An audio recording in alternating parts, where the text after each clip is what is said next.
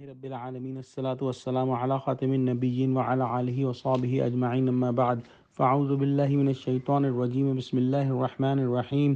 قال اللہ تعالی فی سورۃ البقرہ وضربت علیہم الذلۃ والمسکنہ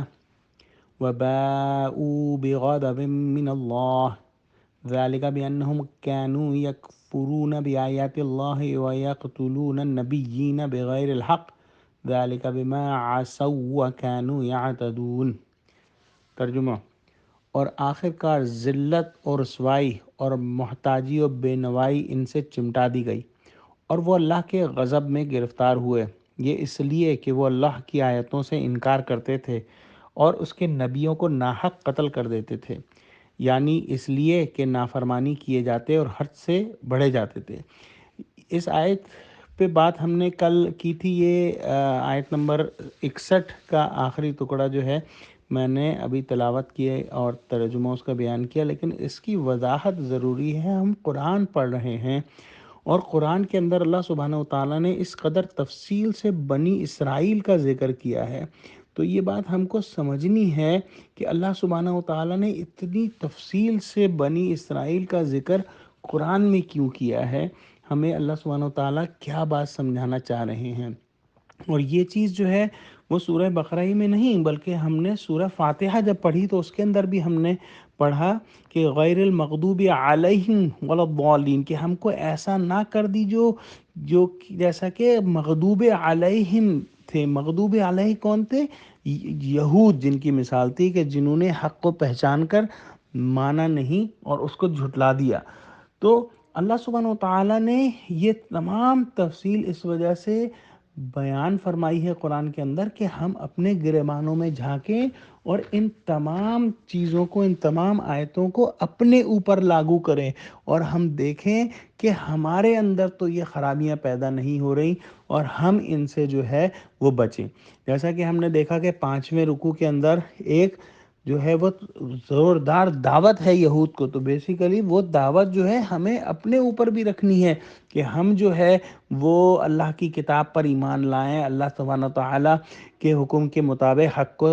سچ کو جھوٹ کے ساتھ نہ ملائیں، سچ کو نہ چھپائیں، نماز پڑھیں، زکوٰۃ دیں اور جو ہے دوسروں کو نیکی کرنے کا حکم دے رہے ہیں، خود بھی نیکی کریں اور اللہ سبحانہ تعالیٰ کے حکم سے صبر اور نماز سے مدد لیں اور جو ہے اللہ سبحانہ و تعالیٰ سے ملنے کا یقین رکھیں۔ تو یہ تمام چیزیں جو ہیں مسلمان کو اپنے اوپر رکھ کے اس پر جو ہے وہ لاگو کرنی ہے۔ اس کے بعد جو احسانات اللہ سبحانہ و تعالیٰ نے ہم پر عطا کرائیں ان کو بھی ہم جو ہے وہ دیکھیں کہ کس طرح سے اللہ سبحانہ و تعالیٰ نے ہم کو جو ہے وہ کیا کہتے ہیں ہم پر احسان فرمائے ہیں۔ اور جیسے مثال کے طور پر یہاں پہ جو ہے من و سلویٰ کا ذکر کیا گیا، پانی کا ذکر کیا گیا، سائبان کا ذکر کیا گیا، تو ہم میں سے کتنے ہیں ایسے جن کے پاس یہ نعمتیں نہیں ہیں؟ بھائی من و سلویٰ ہمارے پاس نہیں ہے تو لیکن رزق تو اللہ سبحانہ و تعالیٰ ہم کو دے رہے ہیں۔ پانی کے لیے اللہ سبحانہ و تعالیٰ نے ہمیں چشمے نہیں پھوٹے ہمارے لیے، لیکن پانی تو ہمیں مل رہا ہے۔